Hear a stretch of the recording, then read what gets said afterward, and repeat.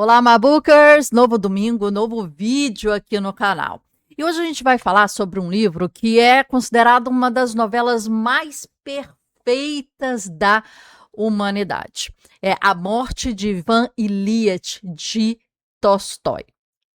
Um dos últimos livros, né, escrito pelo Tolstói, quando ele já tinha até parado de escrever um pouco, já estava, eu acho, com uns 3 anos sem escrever, e as solicitações dos seus amigos, ele voltou a escrever e escreveu essa obra fantástica, quem sabe muito pensando na sua própria vida, na sua própria morte. Não é segredo para ninguém que existe uma morte e que Ivan Ilyich vai morrer, né? Então isso já não é spoiler, né? A gente vai fazer uma apresentação aqui. Já existe um videozinho aqui no canal com esse resumo, mas a gente decidiu ir um pouco mais a fundo, fazer, né, um pouquinho diferente, entrar um pouquinho mais em questões filosóficas desse grande livro. Muitos de vocês têm me perguntado por onde eu começo a ler, o que que eu leio, né? Perdi o hábito, nunca tive o hábito, gostaria de retomar o hábito da leitura. E o que eu indico são sempre livros curtos, mais objetivos, que abrem para reflexão, tanto de ficção quanto de não ficção. E esse aqui é um livro muito interessante de ficção para você retomar a ler. Mas ele é um livro que a pegada dele é o pensamento da vida, na verdade, não da morte, da vida, né? Esse é o grande ponto, né? Em que você tem que ler num momento em que você esteja aberto, né, a repensar a sua vida, a entender a passagem de tempo, né, e essas coisas. Então, assim, muito interessante começar aqui pelo nosso vídeo, depois ler esse livro, aqui vão ter alguns spoilers, né, já falo, depois ler esse livro e aos poucos com as nossas indicações. Aqui a gente já indicou o Conto da Ilha Desconhecida, do Saramago, por exemplo, que é um livro relativamente muito pequeno, né? E a gente tem aqui De Quanta Terra Precisa um Homem, do Tolstói também, um livro pequeniníssimo, né? Ele estava aqui perto, agora não está tão aqui perto, mas ele estava super, super pertinho aqui. É um livro super pequenininho, super condensado, mas com muito conteúdo. Tá? Então ficam aí algumas dicas, fica aí a dica da Morte de Ivan Ilyich para a gente começar, e vamos lá? Bem, temos aqui uma apresentação que vocês vão seguir com a gente, né? Para a gente ler um pouquinho e entender um pouquinho mais. Para começar, aqui a gente vai falar dos primeiros capítulos. Vamos dividir em 2 vídeos, tá? Para podermos ir mais a fundo e o vídeo também não ficar muito grande assim. Entendido? Então aqui a gente vai até, eu acho que a gente vai conseguir ir até a 6ª parte, e do próximo vídeo a gente faz da 6ª até o final, de uma forma ainda mais densa, ainda mais filosófica, mas aqui a gente vai dar uma base, um contexto, né, que eu acho que vai ser interessante aqui para vocês. Ok? Então, A Morte de Ivan Ilyich, uma anatomia filosófica da vida artificial, no sentido dela não ser transparente, pura, né? E do despertar diante da finitude. Então, a gente já sabe que ele vai morrer, a gente já sabe que há uma morte. Então, isso não é novidade. Começa-se o livro assim, já entendendo disso. Então, vamos lá. O Criador e a Crise. A facada e o abismo, né? Aristocrata, rico, aclamado por guerra e paz e Ana Karenina, possui tudo o que a sociedade considerava desejado. O sucesso, né? Isso aqui a gente está falando do autor, do Tolstói, que nasceu, né, aristocrata, né? Bem de vida, não foi diferente assim do Tolstói, né? Desculpa, do Dostoiévski, né? E o abismo, a ruptura, na década de 1870, sofre uma crise espiritual profunda, rejeita sua vida de privilégios e abandona a literatura em busca de um cristianismo radical e simples. Então, esse é o momento que a gente comentou que ele estava. É sempre bom quando a gente lê um livro saber quem escreveu, para a gente entender aí a credibilidade, né, que se tem. E também entender, né, qual o contexto histórico que aquele autor está trazendo na época. Então, a morte de Ivan Ilitch, deixa eu colocar aqui para vocês, né? A morte de Ivan Ilitch de 1886 marca o retorno à literatura literária, funcionando como um espelho do seu próprio pavor existencial e uma denúncia à hipocrisia social. São os dois temas que vão ficar muito forte nesse livro, né? A crítica à hipocrisia, uma vida vivida, encenada, na verdade, para ser tudo o que os outros esperam da sua vida e não o que você deseja. Então você começa a fazer uma vida de máscaras, né? De artefatos, de fantasia que não traduz a realidade em si, mas você busca aquilo que vai trazer status, vai trazer o que as pessoas querem ver. Né? Esse é o ponto da primeira crítica. E a segunda crítica muito forte desse livro é a questão realmente da morte, do significado da vida, do significado que você colocou nesse tempo em que você está vivo. Né? Então, aí são duas críticas assim grandes que a gente vai ver nesse vídeo aqui, tá? Então, voltando aqui, o paradoxo inicial, o alívio de estar vivo. A novela começa pelo fim deliberadamente. O leitor encontra Ivan Ilitch já morto no velório. E assim se abrem as páginas do livro. A reação é, ao invés do luto, do sentimento predominante entre os colegas, é o cálculo e o alívio. Não só entre os colegas, mas na família também. Né? A morte de Ivan Ilitch ali no início, né, ele não é visto como um pesar, uma perda, ele é visto como um cálculo. O que eu perco com isso? O que eu ganho de herança? Né? Então, as pessoas que estão ali no entorno, família, mulher, filho, né, amigos e etc., você observa nitidamente um pensamento calculado e matemático do que significa esse momento, né? Do que significa isso? Significa o quê? Que ele vai sair e alguém vai buscar ou ter a função ou cargo que ele ocupava. Ele vai morrer e a mulher está esperando o dinheiro que ela vai receber e como ela pode receber mais dinheiro, né, e otimizar esses cálculos. É feito um cálculo matemático nesse sentido, né? O pensamento universal no velório. Aí está, morreu e eu não. Quer dizer, é uma coisa distante de mim, muito distante, né? Ele morreu, que ruim para ele, não fui eu, deixa eu viver minha vida aqui. Né? Deixa eu analisar a minha vida aqui. A morte do outro é vista apenas como uma confirmação da própria imortalidade ilusória. A ordem segue, a vida segue, tudo segue, né? Não tem problema acontecendo. É só como é que a gente vai se reestruturar, minha gente? Como é que a gente vai fazer esse cálculo?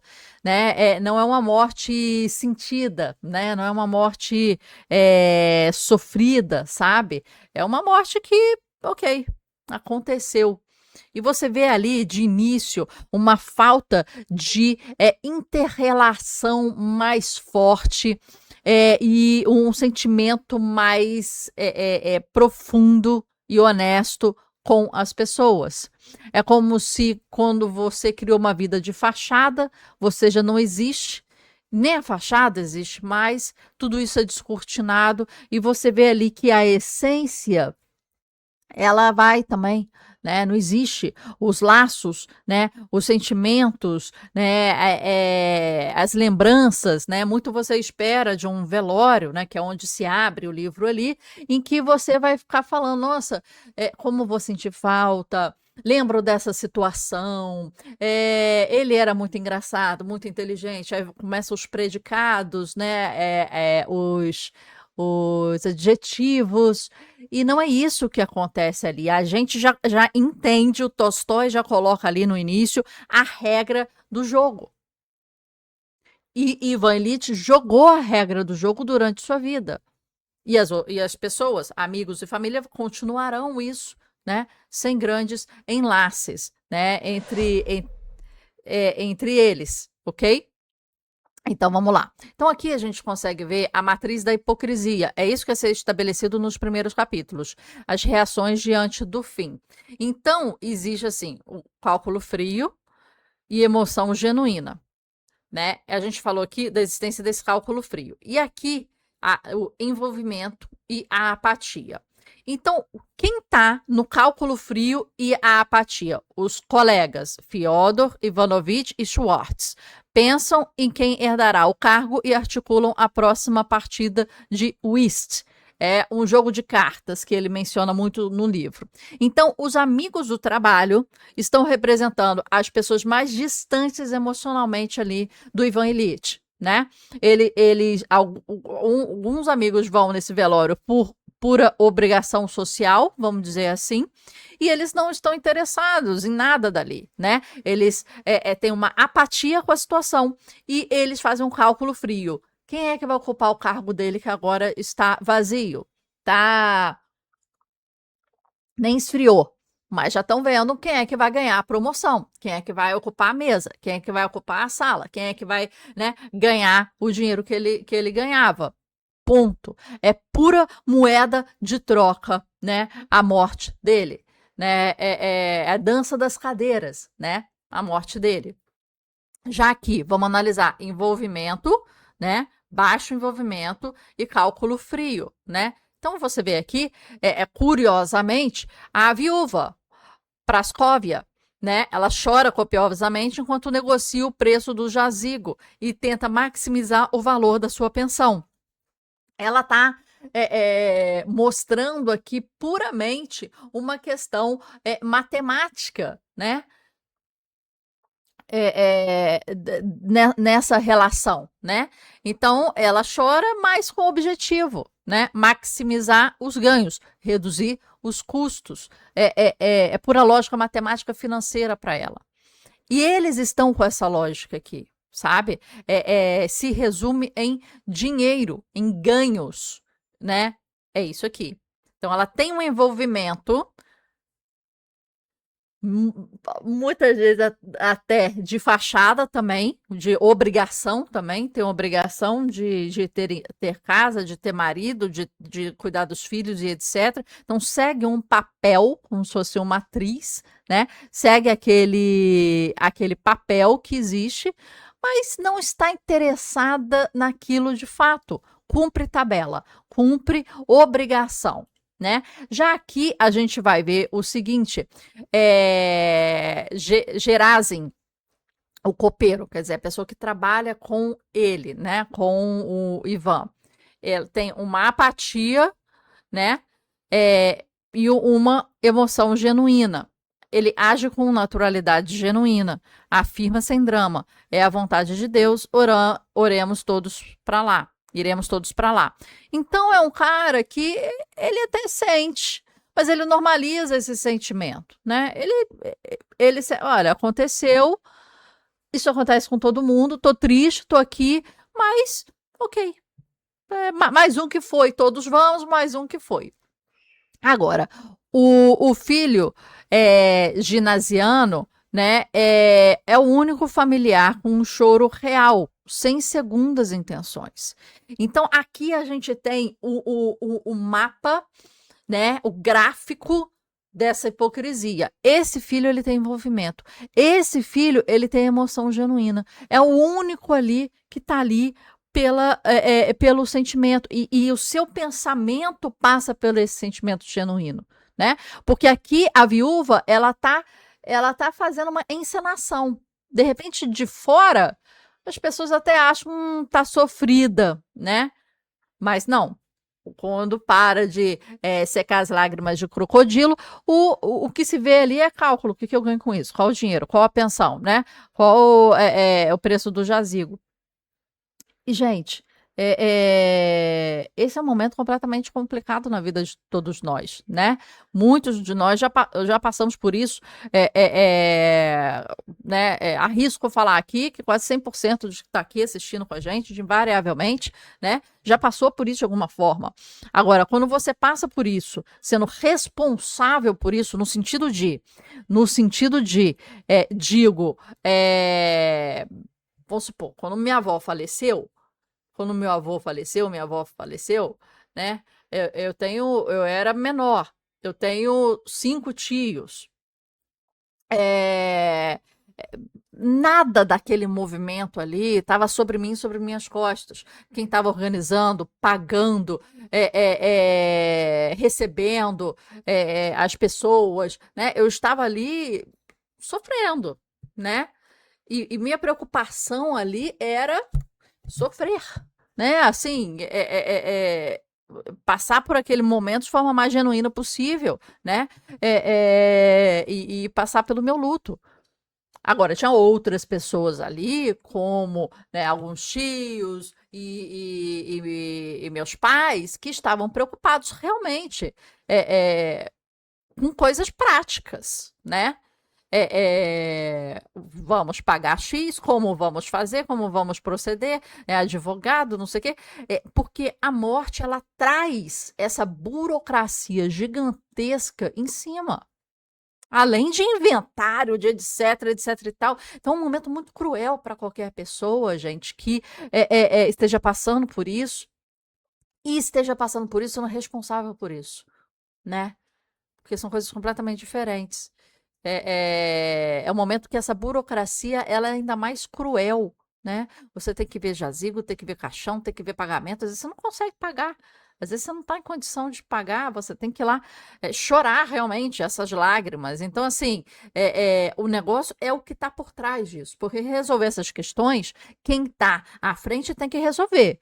Quem está à frente tem que pagar, tem que ver o horário, tem que organizar, tem que receber, tem que não sei o quê, e às vezes nem querendo tudo isso, né? Às vezes já com uma carga estressada com tudo isso, mas faz parte, né? Bem, então aqui o que, que a gente tem?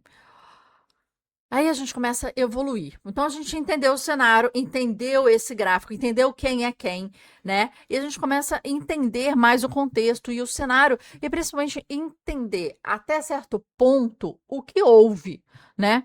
Porque, cara, não sei o que houve ali com esse Ivan Ilitch, minha gente. O que houve com esse Ivan Ilitch? Eu não sei o que houve com esse Ivan Ilitch, né? O que aconteceu com ele? Eu não sei. E a gente não vai ficar sabendo, assim, a gente fica sabendo por alto do que aconteceu, mas a gente não sabe o que matou Ivan Ilitch. E isso não é importante. Isso é curioso. Fiquei curiosa, vou te dizer. Mas isso não é importante, né? Importante que ele morreu. E agora, né?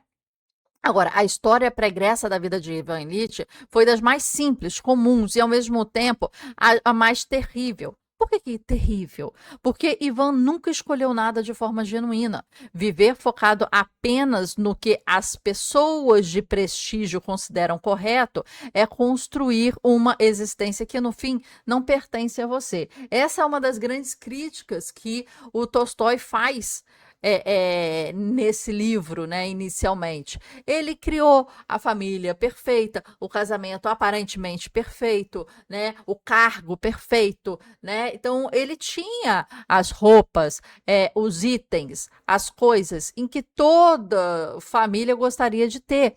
Até a decoração da sala onde ele sofreu um acidente que depois, porventura, né, ele veio a falecer. Era uma sala que foi construída com calma, com tranquilidade, e depois ele nem usufruiu direito, porque aquilo era visual, era vitrine, né, para algo em que ele estava querendo construir. Então, essa arquitetura de uma vida de aparências. Vamos lá, no início, contando aí esse background dele, né? Juventude, o meio termo perfeito, fazer exatamente o que as figuras da autoridade de prestígio esperam. Então, esse é a persona dele. Profissão, juiz, tratar humanos e dilemas morais como meros processos e formulários burocráticos, né? Então, o que que acontece? Ele, como juiz, ele estava tratando os seres humanos como números de processos que apareciam, ele resolvia.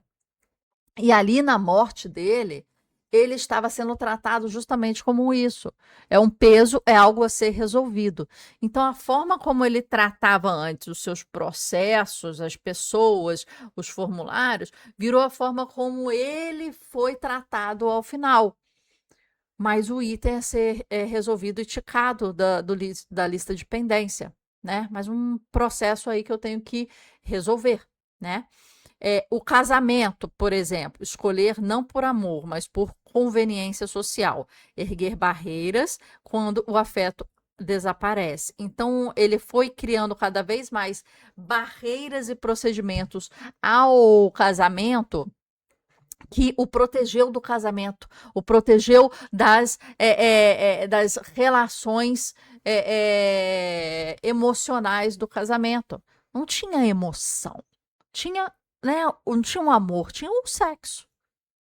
É obrigatório comparecer como homem ali? Então vou comparecer uma vez por semana, uma vez por mês. Quanto que é que eu tenho que comparecer? A posição, né, era mais ou menos essa. Quanto que é que eu tenho que comparecer aí para dizer que compareci? Qual é a média? 4 vezes por mês, uma vez por mês? Aí ele comparece. É como se estivesse, né, fazendo a sua obrigação, né, cumprindo aí a sua obrigação. A família é reduzida a conforto e status, gerida friamente como um hotel bem administrado. Então, isso se tornou a aparência dele: trabalho, status, família e status. Então, o que eu tenho que ter dentro da minha casa? Né? Obras de arte, peças caras, boa decoração, boa comida, eu tenho que fazer viagem. O que é esperado de uma pessoa que ganhou na vida, né? Esse era o pensamento. E o resultado, uma vida inteiramente organizada para evitar atritos, conflitos, confortos, desconfortos e verdades. Então, criou-se ali um mecanismo maravilhoso para isso, né? É, e muita gente vive essa vida hoje em dia, né, minha gente? Muita gente vive essa vida de fachada. Ah, marido e mulher que dormem em quartos separados, não porque querem e optam, porque um ronca, porque não sei o quê, mas porque já não existe mais nada. Já é ali pessoas morando na mesma casa juntos, né? E administrando um grande hotel. Essa referência de um grande, né? Esse comparativo com um grande hotel é uma coisa muito impressionante. Por quê? No hotel, o que que você tem? A gestão para que a pessoa ali, o visitante, se sinta bem. Então, é uma boa comida. São as coisas que funcionam, né? Mas que não necessariamente funcionam na casa da pessoa no dia a dia, porque as pessoas estão cansadas, estão trabalhando. Mas você tem ali uma estrutura que funciona. Porque você está pagando por aquilo, porque você quer que aquilo funcione. Então, é roupa de cama feita, é limpeza, as coisas funcionando, né? É comida. Então, operacionalidade daquele local funciona como um hotel de luxo. É o status hotel de luxo. E tem a família ali, pirlim pipim, toda direitinha, certinha. Os filhinhos tudo criado, na faculdade, estudando, seguindo a carreira do pai e etc, né? Então vamos lá. A ironia do berlock. Berlock é um pingente, gente. Para quem não sabe o que é berlock, é um pingente de um colar. É exatamente isso aqui. E o berlock dele, quando ele era adolescente, falava respice finem. Quer dizer, né? Lembre da morte. A mesma coisa que lembre-se que há o fim, né? Ao sair da faculdade de Direito, Ivan Illich passou a usar um berloque no pescoço com a inscrição em latim: considere o fim, respice finem. Considere o fim. E a ironia suprema aqui plantada por Tolstói, que Ivan carregou um memento mori, um lembrete que existe o fim no peito, né, atado ao próprio pescoço durante a vida inteira. No entanto, viveu cada dia da sua existência ignorando completamente a própria finitude. Olha que curioso isso, que curioso, né? A gente aqui na nossa comunidade do Mabook Club, a gente desenvolveu 2 posters grandes. Um que é um habit tracker, que é um acompanhamento de hábitos, né, diários. Então, é um pôster para você preencher todos os dias, coisa simples, coisa básica, que te ajuda muito na fixação do hábito. E outro pôster que vem aqui de bônus aí na aquisição desse posters e cursos é o Memento Mori. O Memento Mori, ele é em latim. Lembre-se de que você vai morrer. Parece uma coisa macabra, mas não é, né? Não é macabra. É uma coisa assim, lembre-se que é um fim. E o fim todo mundo tem. Agora, lembre-se por quê? Para quê? Porque você tem que fazer valer o dia de hoje. Porque o dia de hoje tem que ser, igual o nome dele diz, um presente. Um presente. É isso. Entendeu? Então, assim, se você não conhece ainda esse nosso pôster e tudo, vou colocar o link aqui embaixo para você saber mais, pesquisar mais. Você compra, você imprime, coloca na sua casa, marca todos os dias, né? E se você emplastificar, você ainda paga no mês seguinte, você ainda faz no mesmo posto, não tem nem que imprimir de novo e ter outro custo, né? E a cada mês você faz esse processo para você evoluir, tá? Aí o que que acontece com isso, né? Você vai fixando os seus hábitos e fazendo um acompanhamento na nossa comunidade. A gente dá também um pequeno curso, né, sobre os hábitos e sobre o Memento Mori, que te ajuda a estar cada vez mais ligado no valor do seu presente, tá? Então, se tiverem interesse, o link vai estar aqui abaixo depois e vai ser uma grande oportunidade de a gente estar juntos nessa trajetória. Continuando aqui, o que que acontece? Vamos lá. O tropeço na superfície. A gente vai entender que ele vai morrer, mas a gente nunca vai entender a causa. A gente entende que ele levou um tombo e que no tombo ele achou que não fosse quase nada, que ele até riu desse tombo, sentiu uma dor, mas riu desse tombo e depois alguma coisa acontece que isso piora, esse machucado não cicatriza e aquilo vai tomando uma nova proporção e isso culmina na morte. Mas a gente não sabe o que, que é de fato, né? Então vamos entender aqui, tentando demonstrar a um forrador como pendurar as cortinas em seu novo apartamento, Ivan cai de uma escada e bate a lateral do corpo na maçaneta de uma janela. Uma coisa boba, né? Aparentemente boba, gente. O que que eu fiz? Eu caí e bati numa maçaneta. Ponto. Isso vai fazer a morte? Então é uma coisa que a gente não entende, mas não é importante, né? Assim, teoricamente importante, mas a gente não entende ali o que está acontecendo com esse cara. Um machucado banal que não cicatriza, transformando-se no veneno que corroerá a sua vida perfeitamente bem decorada. Morrer pela estética. Isso ainda a gente vai em camadas vendo como é que Tolstói ele banaliza certas coisas para trazer mais para o nosso dia a dia. Quem é que nunca caiu em casa tentando resolver algum perrengue de casa, né? Quem é que nunca viveu nesse sentido, tipo, poxa, tava pendurando ali um quadro, bati o martelo na mão, ou fisguei ali um pedacinho do dedo, né? É uma coisa boba, mas que se não for cuidado, que não for olhado, você acaba, né, tendo complicações. Então, a obsessão por decorar a casa para pertencer à aristocracia, como nota Tolstói, havia ali o mesmo que há na casa de todas as pessoas não muito ricas, mas que desejam parecê-lo e por isso apenas se parecem entre si. Uma crítica aos novos ricos, né? Uma crítica ao novo rich que quer parecer que é, mas não é. Então você já viu aí nas redes sociais essa galera que posta carrão, essa galera que posta carrão, essa galera que posta casa, essa galera que posta, né, um luxo, nitidamente.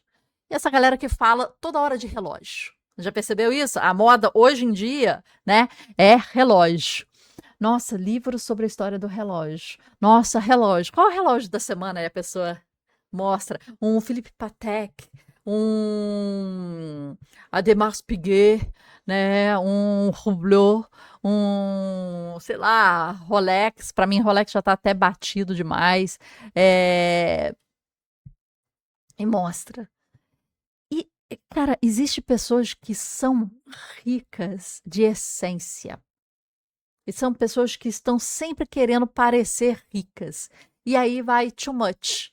Too much. Né? Vai, tipo, é aquele pessoa que usa o cavalinho da Paul Ralph Lauren aqui no peito. E tem aquela galera que compra o cavalo desse tamanho aqui no peito. Aí anda com o cavalo desse tamanho aqui no peito. Porque quer mais status e quer mais parecer que comprou algo rico, caro, do que realmente curtir aquilo, sabe?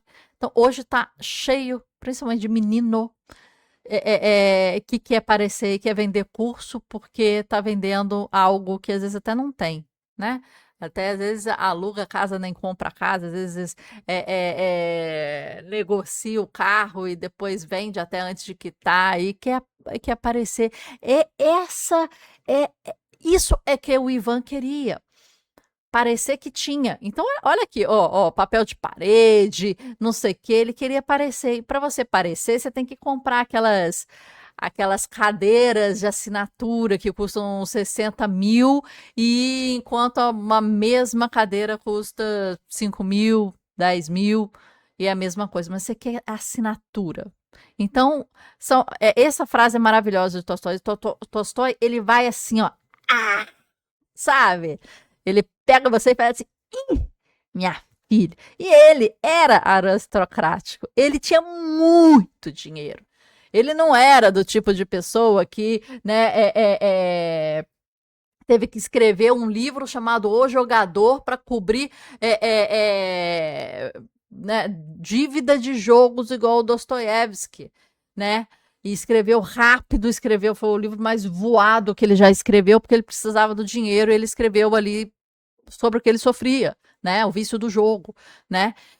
Você via o sofrimento ali. O Tolstói não tinha disso. O Tolstói estava tranquilo, de boa, mas ele critica. Ele consegue enxergar, ele consegue ver. Então, ok, vamos lá aqui, passando disso. Ele critica. Ivan no tribunal tratava os acusados como processo, separava estritamente o aspecto humano da função mecânica para manter o controle e a ordem. O médico com o Ivan trata o corpo de Ivan como um quebra-cabeça técnico, né, tudo muito técnico dele. Ele ignora completamente o terror existencial e as perguntas do paciente. É tipo, mais um que tá aqui, mais um que tá de chororô, deixa eu resolver essa questão. É sim, é não, é sim, é não, é sim, é não. Pronto, acabou, entendeu? E foi. O sistema frio, formal e impessoal que Ivan alimentou a vida toda o engole da mesma forma, com a exata diferença. Ele agora é apenas um processo para outra pessoa técnica, né? Então, as camadas de isolamento, né? O Ivan, a família, os amigos, o trabalho. É esse o círculo do Ivan. Os colegas calculando quem ficará com a sua vaga, tratando sua ausência como um mero detalhe administrativo. Vou ter que resolver isso aqui. Mais um, menos um aí. Os amigos, durante o jogo de uísque, sentem pena ou o tratam como um inconveniente fraco que estraga o clima da partida. Então, ok, foi mais um, eles se livraram, né? O sentimento aqui é tipo, estou livre desse cara. O que eu posso ganhar com a falta dele, né? O isolamento acontecia nele algo terrível e era o único a sabê-lo. A esposa e a filha encaram a doença como um dissabor pessoal, uma ofensa de Ivan contra a paz da casa. Tava tudo bem, até se resolver ficar doente, né? Como se ele tivesse inventado isso aí. Então, a ruptura do diagnóstico ao abismo. Então, o problema está no baço, né? E no rim. A vã tentativa de buscar uma solução técnica para acalmar o pavor. Então, ele chega a um ponto em que ele entende o que está acontecendo, mas ele começa a tentar entender mais tecnicamente isso, e ele começa a tentar ver, se iludir que ele tem uma saída, e ele fica mais tranquilo, né? Mas a realidade Ivan para de pensar na anatomia e foca na mortalidade. Quando ele faz essa virada de chave, em que ele pensa na doença, na doença, na doença, e ele acalma, porque ele fala, será que eu vou ter uma chance? Mas quando ele dá uma virada nesse switch aí, e fala, não, tô achando que não, né? O caso não tá nem no baço, nem no rim, mas na vida e na morte. Existiu luz e agora é a treva. Eu estive aqui e agora vou para lá. Para onde? Essa frase é muito importante aqui na história, porque ele internaliza que ele vai falecer, que ele vai morrer. E ele começa a questionar a mortalidade. E é aí que esse livro se torna cada vez mais filosófico, cada vez mais poético, cada vez mais inquisitor daquela situação. Cara, eu entendi. Eu entendi. Eu lutei contra isso. Eu vivi uma vida de aparências. Eu tô entendendo quem é quem nesse gráfico, né? Eu entendi quem é quem. Eu entendi essa doença, eu briguei com ela, eu tentei entender seus fundamentos, seu tecnicismo. Se tem jeito, se não tem jeito. Eu tentei estudar essa doença. É igual eu chegar para o chat GPT e falar, cara, me explica isso, né? A gente, às vezes, antes de ir para o médico, a gente chega e se pergunta, né? O que é isso? O que vai acontecer? Mas eu preciso de qual remédio? Mas tem que fazer o quê? E você fala, não, tem jeito, gente. Olha, isso aqui, é só fazer isso, é só fazer assado. Mas aí cai. Eu vou morrer. Gente. Psiu, psiu, eu vou morrer. Existiu a luz. Existiu uma tentativa de você sair dessa situação. Agora é treva. Agora eu entendo que não existe mais luz. Esse é o caminho, né? Eu estive aqui.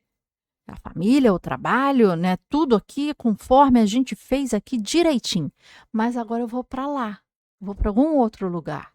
Eu não sei onde que é, eu não sei o que eu acredito mais, eu não sei se há paraíso, se há inferno, se há algo depois disso. Eu vou para onde? Para onde que eu vou? Essa frase é uma frase muito importante no livro. Existiu a luz, agora é treva. Eu estive aqui. Em vida, ele já está considerando que ele não está. Ele usa o passado, tá vendo? Eu estive aqui.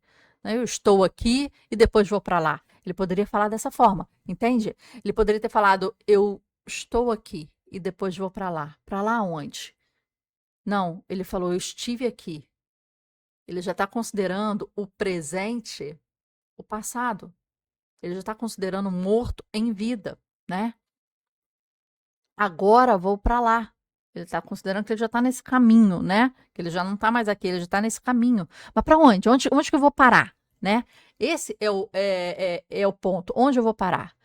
Então, ele começa a abstrair esse pensamento, ele começa a entrar nos questionamentos mais filosóficos, né?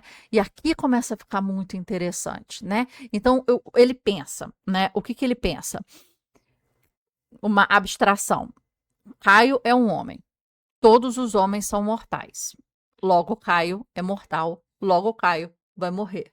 Esse pensamento é um pensamento lógico, né? Em que a gente faz essa lógica.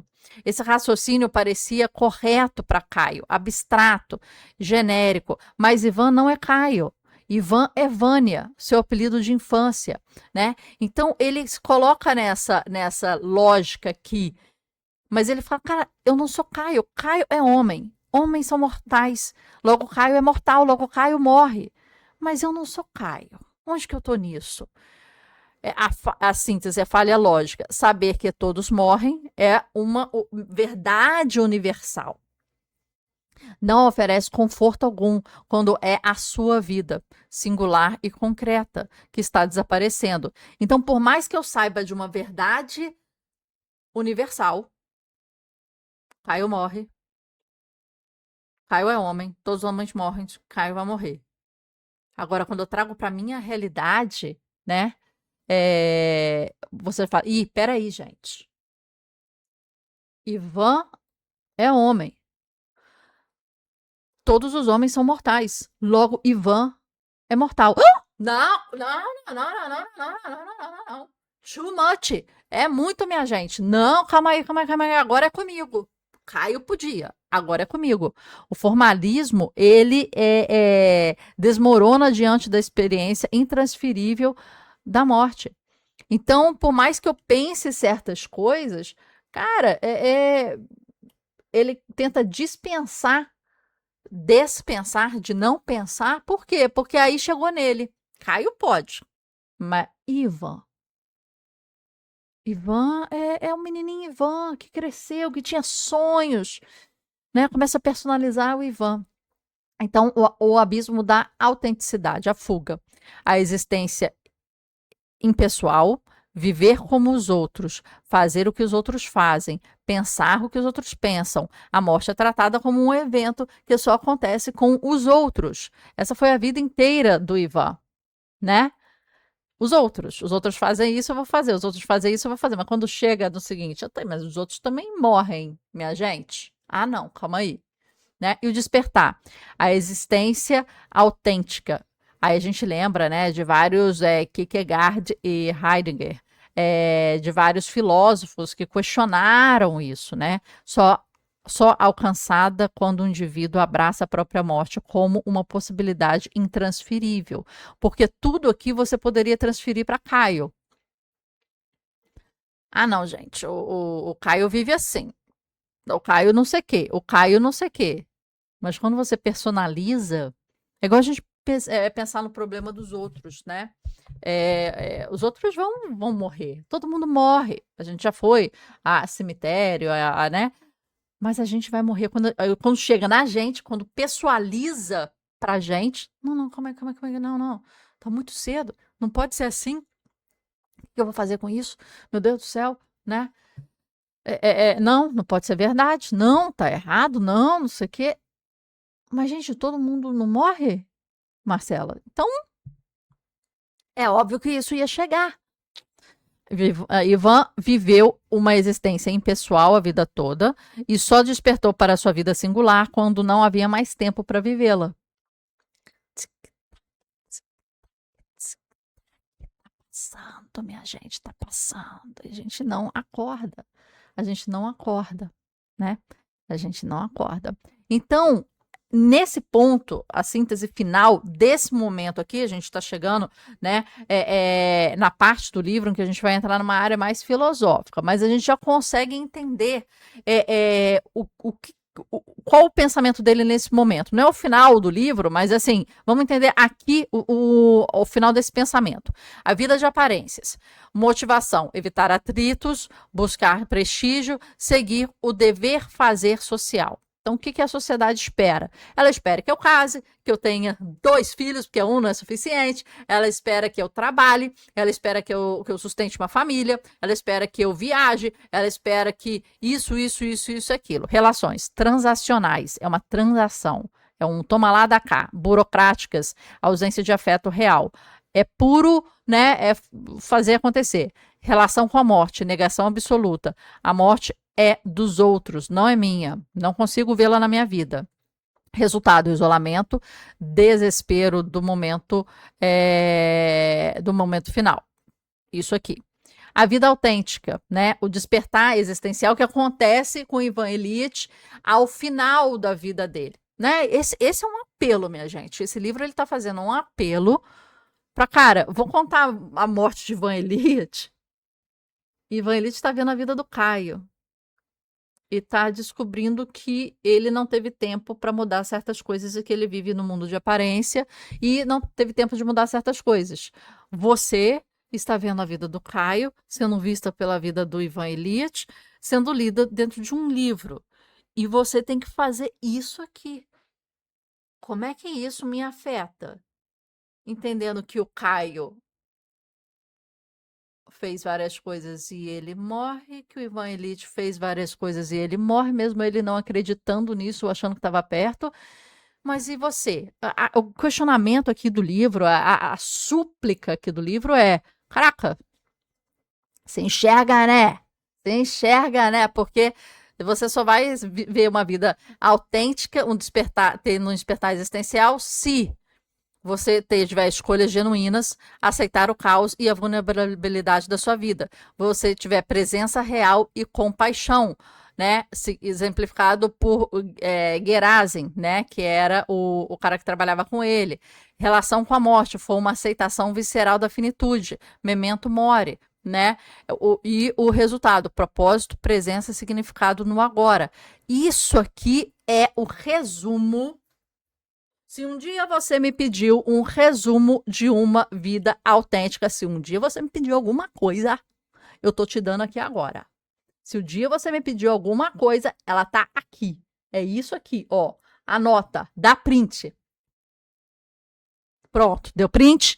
É isso. Escolha genuína, aceitação do caos, vulnerabilidade, presença real, compaixão, aceitação visceral da finitude, o memento mori. Por isso que os nossos exercícios da comunidade são importantes. A gente fixa hábitos, a gente muda você de dentro, faz você enxergar o seu propósito, a sua presença, o seu significado no agora, a partir da essência do estoicismo, da filosofia, do memento mori, da leitura, do exercício e etc. É aqui que a gente tá. É aqui que a gente tá lutando para tá. Ok? Então é isso. E Memento Mori é um dos nossos exercícios somente na comunidade. Combinado? Então, esse aqui é o que você deve buscar. Agora, a dúvida que fica sempre, o que eu falo sempre na comunidade é o seguinte: ok, saber o que é o grande desafio no início. É a primeira pedra no caminho, é saber o que, né? Para onde, o que. Mas o mais difícil, a maior pedra aí, que às vezes é uma montanha, é como. É como. É como, minha gente? Como chegar lá? Como, né? Isso que a gente tem a comunidade para te ajudar a pegar na mão e chegar lá, né? E chegar lá. Tô pequenininha aqui para vocês. Vou até me tirar aqui agora.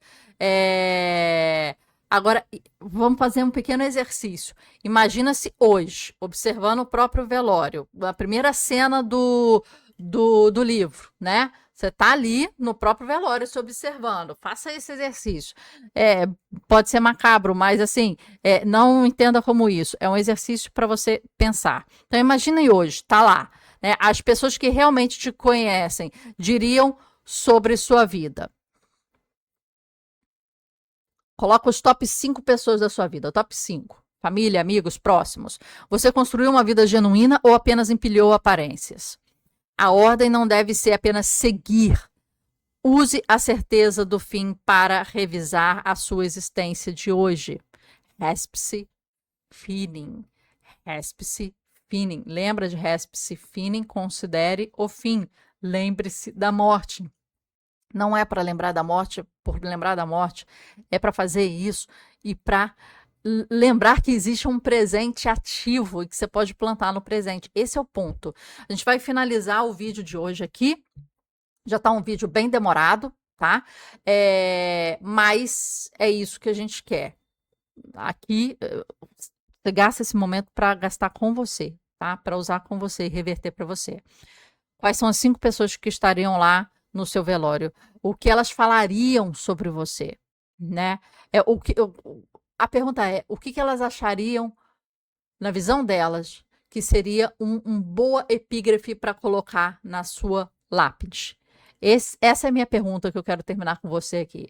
Quais são as 5 pessoas e as 5 frases que você acha que elas escolheriam, se você não escolhesse a sua, e elas tivessem que escolher para colocar ali na sua lápide? Quais seriam as frases baseado no que você deixou para elas? Não para elas, dentro delas, né? No legado que você deixou, no impacto que você deixou. Tá realmente valendo a pena? Tá realmente sendo uma vida genuína? Tá realmente fazendo diferença? Ou tá vivendo de aparência? Colocando carpete em casa e comprando carro que você nem consegue pagar direito e faz 50 prestações. Como é que tá a sua vida? Esse é o ponto, minha gente. A gente continua entrando ainda mais na filosofia desse livro, que é fantástico. É um livro que é fino, é fácil de entender, traz muita filosofia e faz você pensar na sua vida. E eu acabo aqui com esse pensamento aqui para você. Deixa eu colocar aqui com esse pensamento aqui para você, ok? Faça esse exercício, fique pensando e parta depois para o vídeo 2, em que a gente vai continuar essa leitura, correto? Até o próximo vídeo. Te vejo lá.